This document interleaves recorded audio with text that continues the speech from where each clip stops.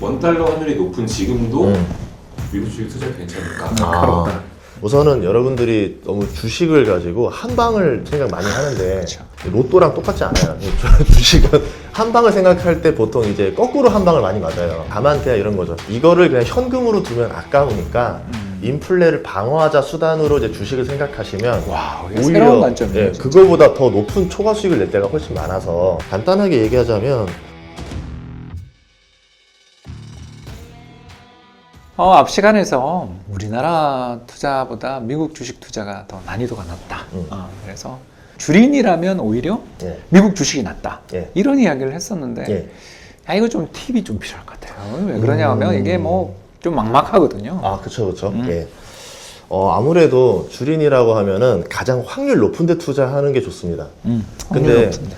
국내 주식 같은 경우는 이제 타이밍이라는 게 존재하잖아요. 대표적으로 반도체만 해도 굉장히 타이밍이 중요한 투자고 예. 조선, 뭐 정유화, 건설 다 와, 세다. 다 타이밍 투자거든요. 뭐 내가 스타크래프트 좀 했다 하시는 분들은 상관이 없는데 이제 예를 들어서 내가 타이밍을 잡지 못하고 뭘 어떻게 사야 될지도 모른다라고 하면은 가장 확률 높은 것 중에 하나가 인플레입니다.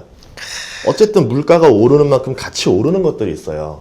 이런 것들에 투자하면 되는데 국내 주식은 실제로 이런 기업들이 내수에서 한계에 갇혀버리면서 성장을 못 해버려요. 라면 가격 잘 못 올리죠. 예. 대표적으로 통신주. 통신주 진짜 예. 동의해요. 카카오 같은 경우도 뭐 국내에서는 성장을 더 할 수 있겠지만 어느 순간부터는 또 더 이상 확장을 못하는 순간이 또 온다라는 거죠. 이런 것들이 이제 확장이 와야 되는데 그러다 보니까 한국 주식은 투자하다 보면은 왜 더 이상 안 오르지? 왜 안 되지? 이런 걸 마주치게 된다는 거죠. 매출이 이제 꺾이는 예. 시기가 오죠. 예를 들어서 미국 주식 같은 경우 중에서 뭐 대표적으로 좀 장기 투자로 유명한 주식들이 있어요. 뭐 대표적으로 뭐 얘기하자면 뭐 코스트코도 그런 것 중에 하나였던 거고. 코스트코 예. 와인 좋죠. 뭐 저번에 얘기했던 뭐 ADM이라던가 번지라던가 그 회사는 어떤 회사인가요? 제가 잘 몰라서. 이제 곡물 기업입니다. 아. ABCD라고 있는데 이제 A라고 해서 ADM이라고 이제 그 회사가 또 하나 있고요, 미국에. B라고 번지가 있고 C가 카길이에요. 알죠. 예, 글로벌 곡물 기업들. 예, 땅을 엄청나게 가지고 있어요. 예, 음모론에 종종 등장하는 그 회사죠. 예, 근데 카길은 상장이 안 돼 있어요. 그렇구나. 예, 그래서 이제 대체적으로 투자하는 게 이런 게 있고 원자력에 투자하고 싶다라고 그런다 하더라도 우리나라 원자력 같은 경우는 두산중공업 좀 있잖아요. 리스크가 있잖아요. 한전 기술. 여러분 남자의 주식들이 나오고 있습니다. 근데 이제 보면은 이런 게 또 있는 거죠. 어차피 원자력이 오를 때 다 같이 오를 거다. 그러면 미국에도 원자력이 있을 거고 한국에도 원자력이 있고 중국에도 있고 프랑스에도 있고 근데 배당 수익률이 4%가 넘는 원자력 회사도 있어요. 뭐 프랑스 EDF라던가 이런 데 투자할 수도 있는 거고 그러면 나는 배당을 받으면서 미래 가치가 풍부한 데 투자할 수가 있는 거예요. 대표적으로 바이오가 우리나라는 조금 투자하기에 좀 리스크가 많은데 뭐 신약 개발 잘 되면 대박인데 이게 좀 잘 안 되면 상패 지금 앞두고 있는 그 회사도 떠오르고 그러네요. 근데 미국 같은 경우는 배당금이 매년 늘어나면서 주가도 꾸준히 늘어나는 안정적인 그런 제약주도 있거든요. 대표적으로 에브비 같은 회사들도 있단 말이에요. 에브비는 뭐 정말 좋은 회사죠. 그래서 아마 제가 한 달 전에 왔으면 에브비 사세요라고 말하고 싶었는데 너무 많이 올라가지고 그거 좀 추천드리고 싶어요. 이 폭락장에 많이 올랐어요? 한 20% 올랐어요. 한 달 사이에. 굉장히 많이 올랐어요. 그래서 좀 일찍 오지 그랬어요. 근데 말씀드리고 싶은 건 그런 거예요. 그러니까 미국 주식이라는 것도 기술주나 이런 것도 섹터들은 하락하고 있지만 인플레 방어가 되는 뭐 예를 담배주라던가 통신주라던가 맞아. 뭐 이제 뭐 배당주 통신주라던가 이런 주식들은 굉장히 꾸준히 성장을 하고 있어서 그런 주식들을 보면 어떨까? 장기 투자로 괜찮지 않을까? 이렇게 말씀드립니다. 원달러 환율이 높은 지금도 미국 주식 투자 괜찮을까? 어렵다. 굉장히 중요한 얘기예요. 지금은 추가 매수할 시기는 별로 아니라고 봐요. 기존 거를 보유하거나 뭐 비중 축소를 할 수는 있겠죠. 근데 아까 말한 대로 장기 투자용이면 굳이 비중 축소할 필요는 없다. 그리고 지금 굳이 내가 달러로 환전해서 추가 매수를 뛰어들 필요가 없다. 왜냐하면 1,200원 이상으로 환율이 존재했던 적이 그렇게 오래 있지가 않아요. 맞죠. 굉장히 짧습니다. 맞습니다. 그러면 단기적으로 내가 환차익을 더 얻을 수는 있겠지만 오히려 환손실을 얻을 가능성이 굉장히 높기 때문에 오히려 지금 말고 좀 환율이 어느 정도 좀 떨어지고 나서 그때 이제 적립식으로 그때부터 들어가는 건 어떨까 그렇게 생각을 하는 거죠. 이런 이야기를 듣고 나면 또 하나 더 묻고 싶은 게 예. ETF는 좀 해볼 만한 거 없어요? 저 ETF 좋아해가지고. 저도 좋아해요. 그래서 이제 ETF 같은 경우는 대표적으로 그냥 지수 ETF가 제일 이제 무난한 것 같고. SPY 이런 거. 예, 그리고 제가 느꼈던 건 미국도 ETF가 좀 문제가 좀 있는 것 같아요. 그래요? 뭐냐면 뭐 메타버스라던가 반도체라던가 무슨 말인지 전기차라던가 알아요. 예. ETF 종류는 많은데 알고 보면 거기에 다 엔비디아가 다 들어가 있다던가 이런 식으로 결국은 다 그 사람이 우리 개미 예. 투자자 서학개미 순매수 3위 예. 엔비디아죠. 그래서 그러니까 예를 들어 영화는 여러 개가 개봉이 됐는데 거기 주연 배우는 다 똑같은 사람인 거예요. 이거 참.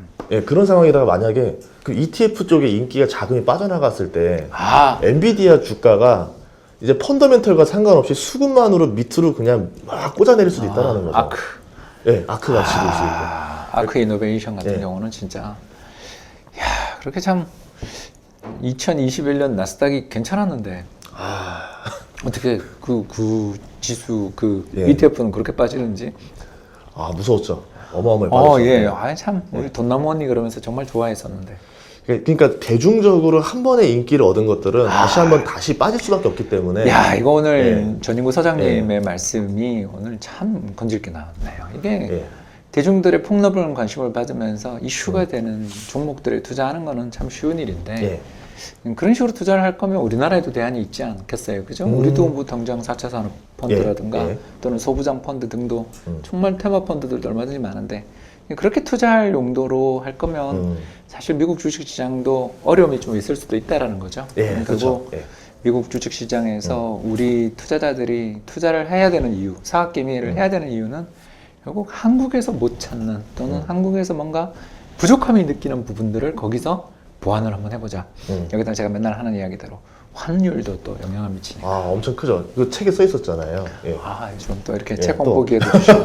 환차익과 또 이게 고려를 해라는 거. 그러니까 우리 어려울 때 달러가 강세니까 예. 미국 주식 투자해 놓으면 또 환차익까지 나잖아요. 예, 이게 그렇죠. 진짜 미국 주식 투자에서 제가 약간 고백을 하자면 작년에도 제가 미국 주식 투자해서 돈을 벌었거든요.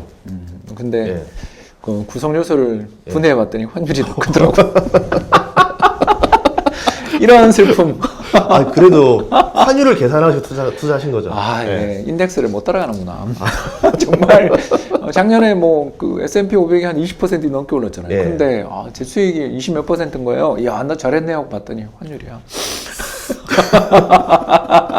그러니까 들어간 타이밍이 뭐 환율 1,100원 깨질 때 들어가서 기가 그러니까 연말에 막히네요. 1,200원에 계산을 하니까 거기서 환율 차익 10%고 나머지 종목 선정한 데에서는 차익이 없더라고요. 거의 바람으로 이겼네요. 예. 돛담배처럼. 야. 부끄럽습니다. 여러분 아닙니다. 진짜 이게 미국 주식 좋은 점 중에 여러 가지 좋은 점이 있는데 그 중에 하나가 또 환율이라는 것도 오늘 좀 잠깐 말씀했고요. 이제 마무리할 시간인데 저는 뭐 짧게 합니다. 예, 알겠습니다.